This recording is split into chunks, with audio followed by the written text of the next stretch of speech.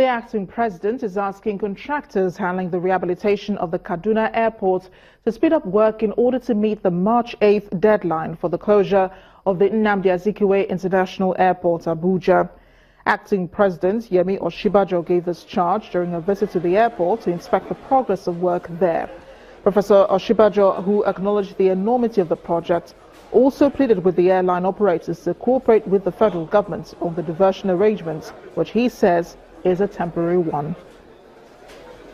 We're here to inspect the progress of work at the Kaduna airport, because the Kaduna airport itself has a temporary substitute for Abuja airport for both local and international flights that should have come into.